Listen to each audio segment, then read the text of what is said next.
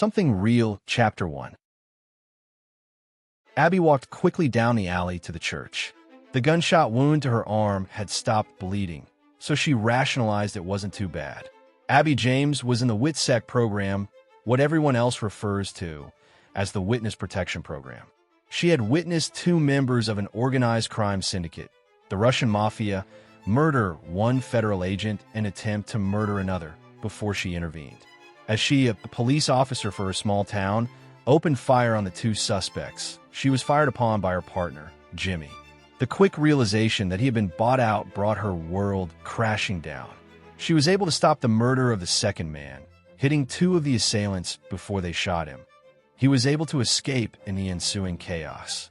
But now her partner stood over her, his gun pointed at her head. Two other officers, hearing the shots approach from behind and seeing Jimmy standing over her the way he was, they knew he was going to kill her. They fired on Jimmy and stopped him before he killed her, but not before he critically injured her. She trotted over to the rectory and knocked on the door. Father Murphy answered in his pajamas and bathrobe. "Sarah." He took a closer look at her. "Hurry inside." Abby quickly stepped in, and the priest closed the door. She hastily explained her circumstances. "They found me, Father," Abby reported as a silent tear fell. "I don't know how, but Antonin found me. I know there are certain rules you need to observe. Did you follow the rules?" He questioned her as he brought her to the back, down to the letter. Abby looked at him as they walked over to his office in the church. "Other than telling you just now, I never broke a rule, not one." He could hear the frustration in her voice. "How do you think they found you?" She looked over at him as they entered his office. The secondary rally point was compromised, too. "You know what that means?" The priest questioned her, now angry. She nodded and shook her head. "Someone in the FBI or U.S. Marshals gave them my location. You can stay here as long as you need to." The priest offered. "There's an old apartment in those empty rooms upstairs. I would rather put distance between myself and here." Abby grabbed a tissue and wiped some blood off of her face. "I have an idea," the priest told her and took her to the back of the church. He pulled back the tarp on an old 1978 Ford Granada. "I would loan you my car, but I have to take Mr. and Mrs. Winters to the doctor today, and Mrs. Winters, ironically enough, can't take the cold. The heater on this car is broken. It runs. I come out here once a week, start it, and let it run for about 15 minutes. He looked at the car and thought about all the work he had put into it. "I just did a tune-up on it, too." "Thank you, Father," she said as he handed her the keys. "Abby, I know someone that would look at your injuries and not tell anyone." The priest thought about the old friend that ran the clinic on the other side of town. "Thank you, Father Murphy, but I need to get out of here as quickly as I can." Abby took a step toward the car before he stopped her. "At least let me get you a coat," the priest said as he ducked back inside. He soon came back with a black down coat. "Father, I can't take this." Abby told him knowing the coat was expensive. "Yes, you can." The priest smiled. "I've grown in width. The coat hasn't." Abby chuckled and looked up at him. "Thank you." She leaned over and hugged him. "I'll miss our conversations. And please apologize to Mrs. Cummings for me." "I will. Now get out of here and take care of yourself," he told her. "Wait." He reached in his coat pocket and pulled out $300. "Here, take this to get yourself by."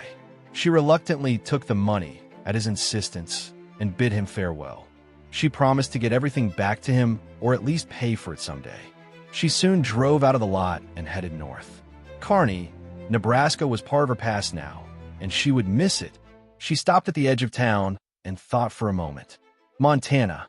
She spoke to herself, but formed the plan in her head as she pulled out onto the road. U.S. Deputy Marshal Sammy Crow sat at his desk looking over his files, trying to determine if he should go to Nebraska and check on one of his WITSEC witnesses, Abby James. Every one of his witnesses is given a phone number. They're told to call this number weekly, just so he knows they didn't bail. In some particularly sensitive cases, as in the case of Abigail James, they're instructed to call daily, and she missed her daily call for the first time in months. "What are you thinking so hard about?" Deputy Marshal Jason Beggs waited impatiently for an answer. Abby didn't call in last night. He closed the file and looked over at Jason. Jason knew his concern.